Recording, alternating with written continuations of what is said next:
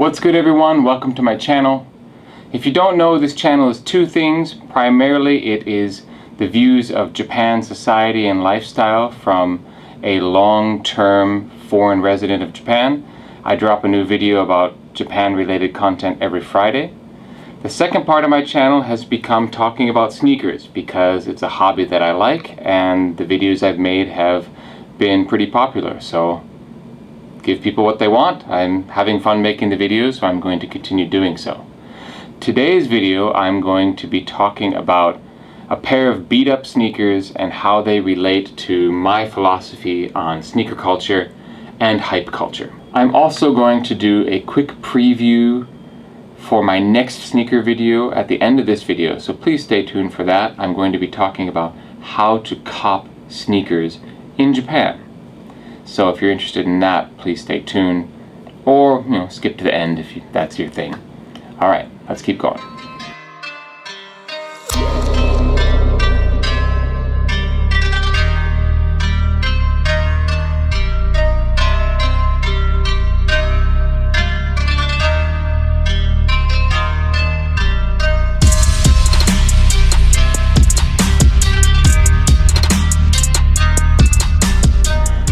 So I've always really liked shoes. Having a variety of shoes to go with a variety of outfits, or to have a pair of shoes that's going to fit a certain type of weather or a certain type of mood I might have that day.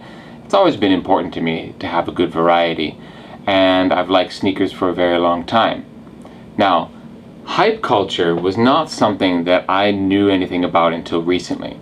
I actually got introduced to hype culture for the first time this year by watching Patriot Act, where comedian Hassan Minhaj talked about hype culture. And well, I mean, I've been in Japan for 15 years now, and the sort of people that I'm associating with on a daily basis and the sort of Japan bubble I'm in doesn't involve any hype culture, so I just didn't know about it.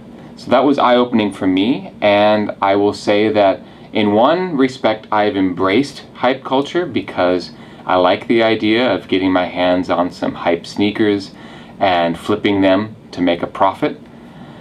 But at the same time, I am definitely not a hype beast. Not knocking the culture, not saying anything negative about it, it's just not for me. And this pair of sneakers, I think, represents a reason why I am not a hype beast. Because if I'm not flipping a pair of sneakers, if I'm getting sneakers for personal use, I am going to use them. I'm not going to keep them all fresh and keep them on a shelf to display and show to people and then flex on people by wearing them outside to an event or something like that. That's just not something I'm into. If I have a pair of sneakers, even if they're hype sneakers, if I like them and I want to keep them, they're going to be my sneakers and they're going to be used. So these are the Adidas Ultra Boosts, and they are from the Game of Thrones collaboration pack. So a lot of fans of the show got these, a lot of sneakerheads got these, and like I said, for me they're not going to end up on a shelf. I run in these, and you can probably see I've got plenty of wear and tear on the bottom there, and they're obviously muddy and beat up, and the uppers have mud all over them, and it's because I bought them for use. And as kind of an aside, I find it odd that the majority of people who really got into Ultra Boosts got into them as lifestyle sneakers. I realize I'm a little bit late to the party because Ultra Boost hype is not up there anymore. This is 2-3 years ago that they were really hype sneakers. But definitely this pack was sought after by collectors. So Ultra Boost as lifestyle sneakers, like I alluded to, I don't really get that. They are billed as a running sneaker, and frankly they're designed as a running sneaker. And as an impromptu review, 95% of the reviews on YouTube and the blogs out there only talk about them as lifestyle sneakers. And there's even vlogs complaining about how there's no running reviews on Ultra Boost. Well, here's an impromptu one. These are easily the most comfortable running shoes I have ever run in. That cushioning is for real, and it's like I'm running with pillows on my feet. And I say that as someone who's run in Asics, I've run in Nike, I've run in other Adidas type running shoes, I've run in New Balance, and actually I've always been a Mizuno guy. I've owned more Mizuno running shoes than any other type. But that's not so much for comfort, that's more because I found them to be incredibly durable. A pair of Mizuno sneakers always seems to last like a month to 2 months longer than another typical running shoe. And that's actually been one of my big criticisms about Adidas running shoes. They seem to fall apart more quickly than other brands. And while I think these are better than the typical Adidas running shoes in terms of durability, you know, looking at the bottoms of these, I already am a little bit disappointed in how worn they are in the time that I've used them. Again, they're not going to last as long as Mizuno, it seems. So I guess it comes down to, if I have an event coming soon, I might buy Adidas Ultra Boost to run in the event and have like a really comfortable fast event run. But if I'm just in a long training space, I'll probably stick to Mizuno sneakers just to save money because I can use them for longer. Oh, and I have something I want to ask you. I think these off-white Mizunos might be fake. I don't know, what do you think? I have another question for you.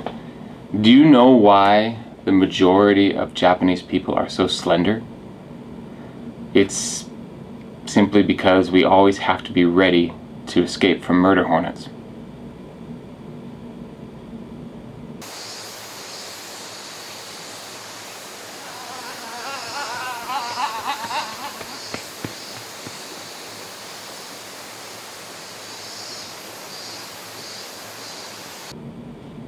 All joking aside, they are around. They show up in my garden, they buzz my head when I'm out running, and I am not exaggerating too much when I say they sound a bit like a B-52 bomber when they buzz by your head. It's just this, I mean, it's this low drone that's just pretty freaky to hear when you're out running. So in conclusion, yeah, I'm not a hype beast. If you see me wearing a pair of hype sneakers, it's because I've decided that I like them and I'm going to keep them. And you might see them in a pretty beat up condition because I'm going to wear them. I'm going to use them. They're gonna get toe box creases. They're gonna get dirty on the sides. Yeah, sure, I'll try to keep a pair of crispy white Air Force Ones as white as possible for as long as possible. But even those, you know, I think as they take on this sort of worn, beat up patina after a while, I think that's part of the allure and I think that's part of the style. And if you embrace that and you just love that as part of the sneaker culture and sneaker collecting, I think that's a good thing. That's just my opinion though. Let me know what you think. Add some comments in the comment section below. Are you a hype beast? Do you hype beast? Do you flex? Do you just wear your sneakers into the ground? Let me know what you think. And my next video, I'm hoping I will have a pair of Nike Dunk, the Lemon Wash Community Garden version. They drop on September 10th. I've already entered 8 different raffles and I'm definitely going to try on the sneakers app, so hopefully I will at least have 1 pair in hand. And I'm going to use those as an example for talking about how to cop sneakers in Japan. And if that's something that interests you, I recommend you look for that next episode. So please look forward to that. Thank you for watching this one. Check out my Japan related content. I have been dropping videos for over a year now, so I have a pretty wide variety of topics. So please peruse my videos and find something that you're interested in. Drop a like on this one, subscribe if you haven't, and I will look forward to seeing you on the next one. Thank you.